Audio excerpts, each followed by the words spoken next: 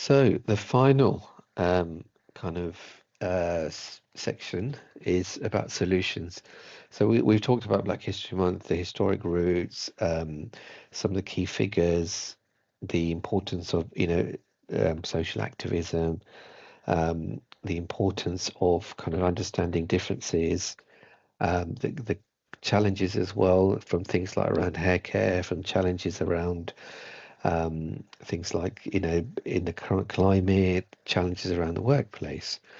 And also linked to that, climate and workplace, for example, it's in general society. We talked about some of the institutional racism in this, police force, for example, especially the Metropolitan Police, which is quite disturbing because when you think about the, significant number of people in that area who are, black or Asian, it affects people massively through the trauma around stop and searches, through the kind of stigmatization and stereotyping that goes on. So how can we all do a bit more to address some of these issues in a meaningful way and obviously make this Black History Month a lot more meaningful? So beyond just tokenistic gestures, beyond, let's just put some lights on and color the building or something like that, but actually let's do something meaningful.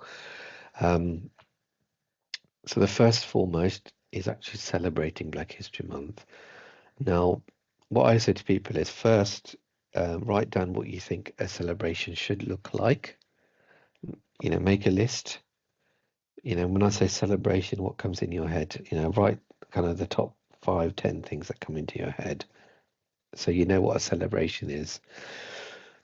Now, then look at how you're marking Black History Month.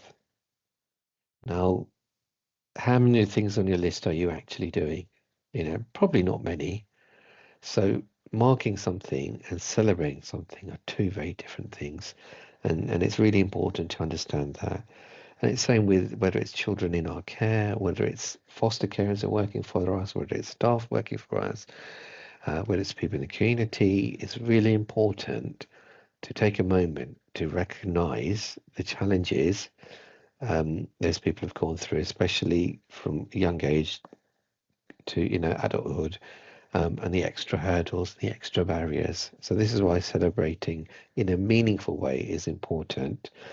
Not kind of getting them to do all the hard work and put this on, put that on, but actually letting them rest and everyone else does the hard work and celebrates. If it's your birthday party, you're having to bake the cake, put the decorations up, get some presents, wrap your own presents, tidy up after the party you've organized. That's hardly a birthday celebration, is it? So it's really important to kind of take stock of that. The next step, it's really important. There's these 5 key principles. One is prioritize anti-racism. Now, a lot of people don't understand the difference between non-racist and anti-racist. It's easy to say I'm non-racist or we're non-racist, but being anti-racist is actually proactively addressing racism. Number 2 is obviously investigating racial inequity. There's a public sector equality reporting duty. What often tends to happen is a lot of focus on positives, a lot of focus on initiatives that aren't really having much of an impact. Same whether it's complaints or grievance procedures, often it's about blocking, minimizing rather than actually meaningfully addressing them. So if you think you've meaningfully addressed them, ask the person who raised them at the end how they feel. Has it been resolved? If they're satisfied, that means it's been addressed meaningfully. If they remain dissatisfied and remain, in sense of injustice or cheated or, kind of, affected by this, that means you haven't actually investigated it in a meaningful way. And that's something that's really underestimated massively because it has a huge impact. That colleague or child or carer would remain unhappy. They will then talk about their experience to others. People will be less likely to come to you or to work for you or things like that, because that cycle of racism continues. The third one is, involve people. Or it says of color, it could be people who identify as black, BAME, global majority Asian, whichever terms you want to use. But it's really important to involve them in a meaningful way in the policies, procedures. It could be even in a complaints procedure, in a grievance procedure.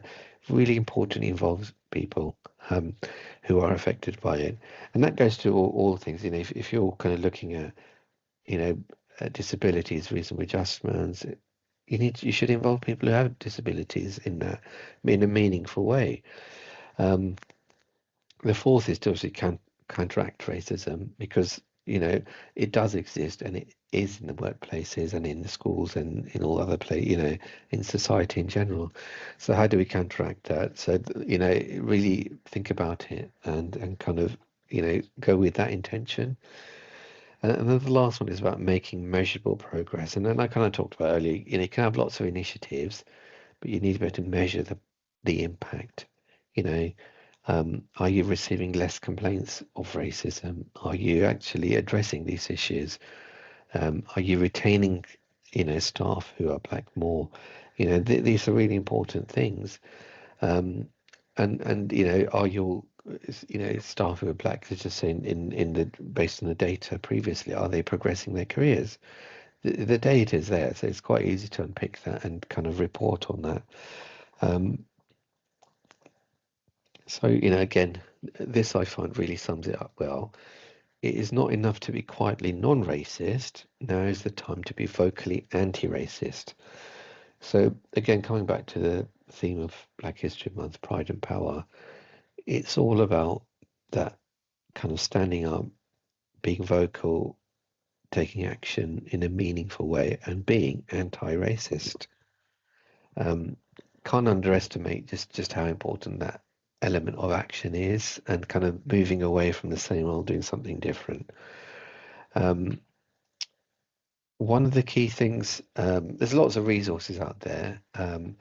This is one I kind of myself kind of am quite fond of. It's from Shepherd University. This university has been around I think it was established back in 1871. It's based in West Virginia in the US. I think about 90 miles away from Washington, D.C. It's a very large university, and they've kind of done a lot of work in this area, and they've got a lot of good resources on their website. So these are some of the key steps you can take. Again, just this alone is a separate topic, easily in an hour or two just on this. But I'm just going to kind of whiz through. The key thing is, number one, bystander intervention. It's easy to be a bystander, a silent spectator, but it's time for intervention.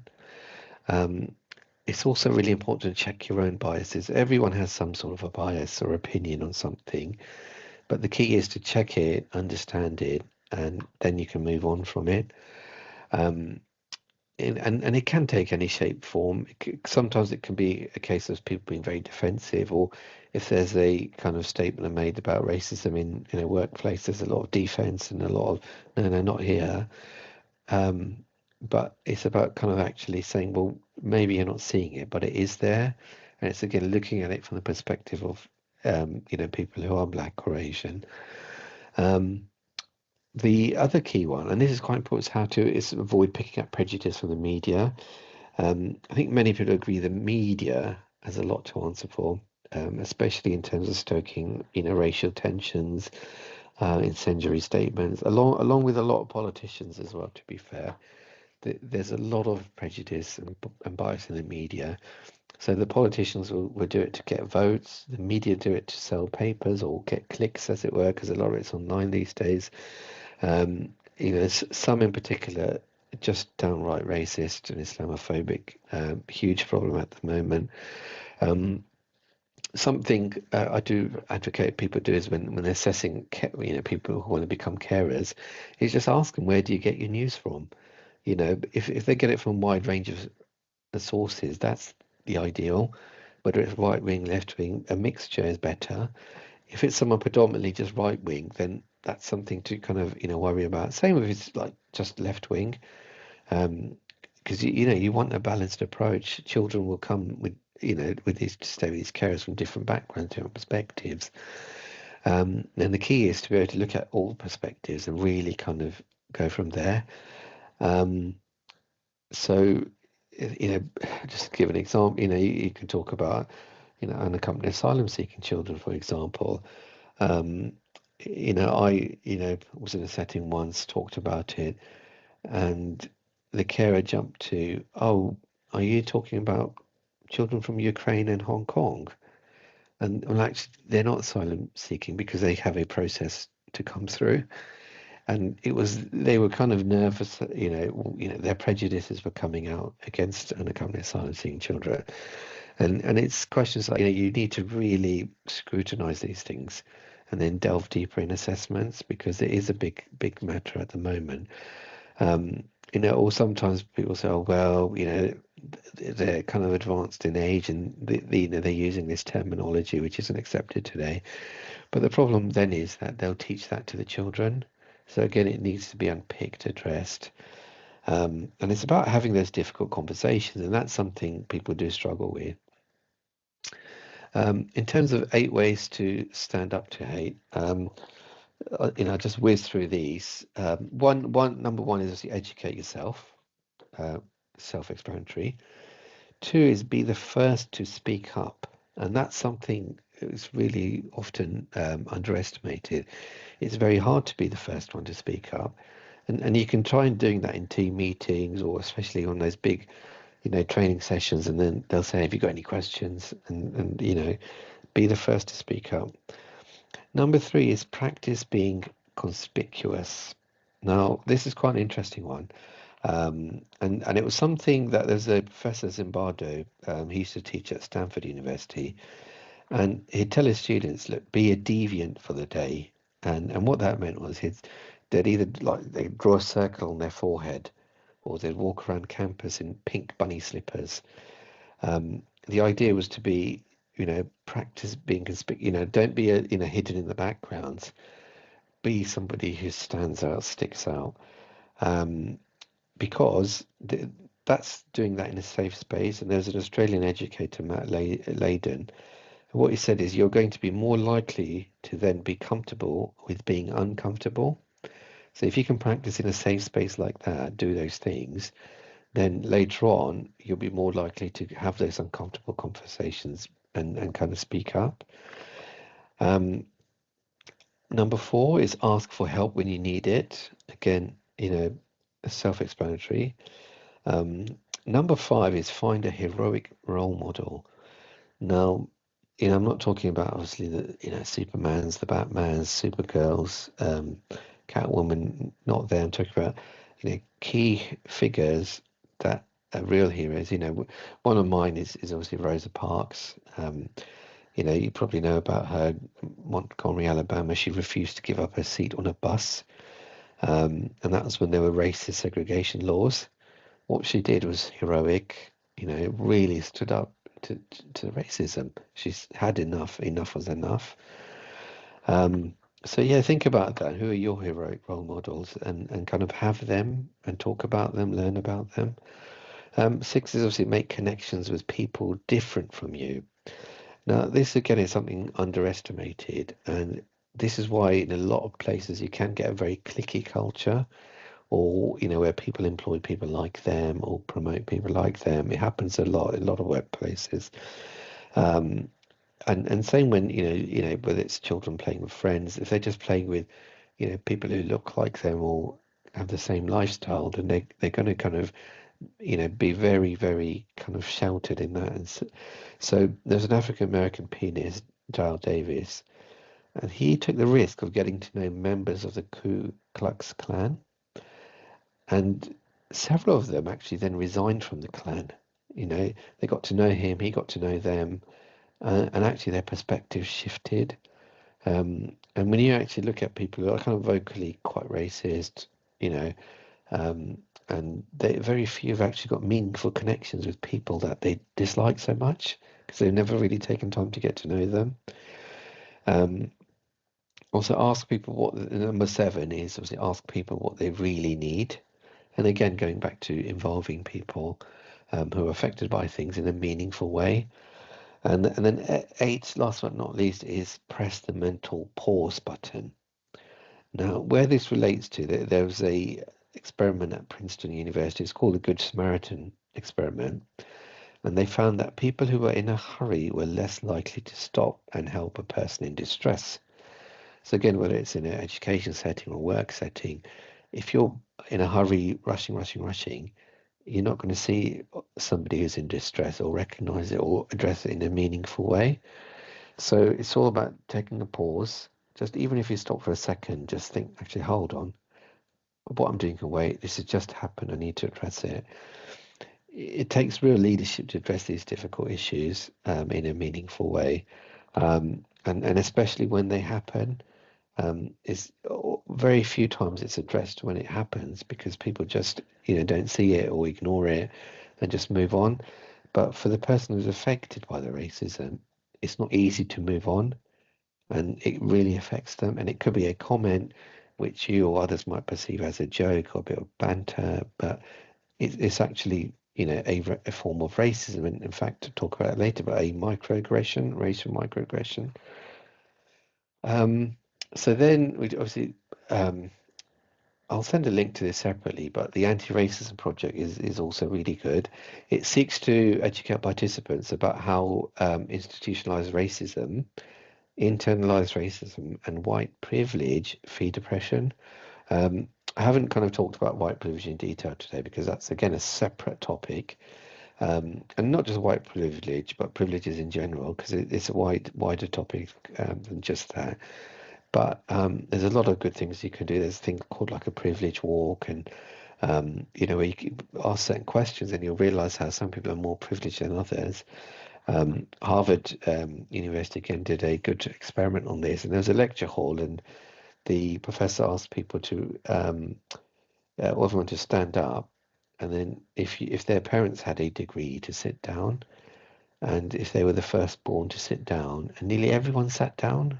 So, and the point is making you're not here because of you, you're here because you just happened by chance to be the eldest sibling, and your parents had a degree which they worked hard for. So that's helped boost your chances getting here into Harvard. Really interesting, and that's obviously privilege.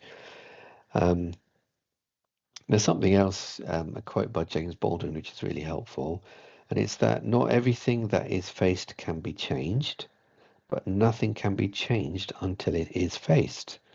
Um, so again, and something, again, the Anti-Racism Project talks about that, it needs to be faced, you need to be bold, you need to take action.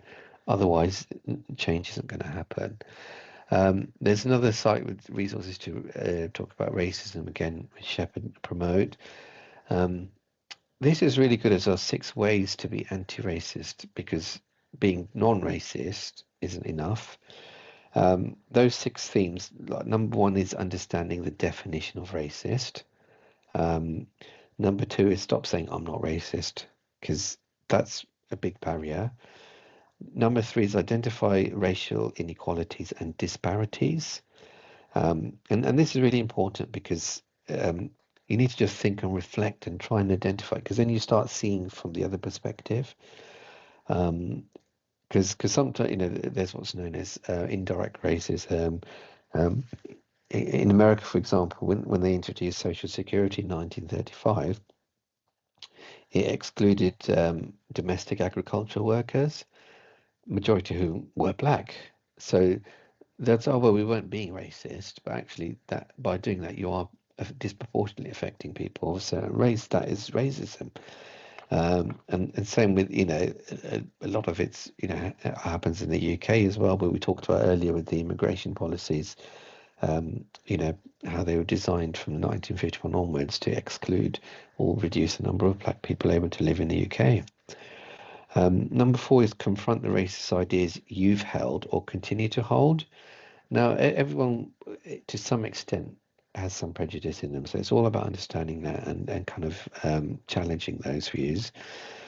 Number 5 is understand how your anti-racism needs to be intersectional.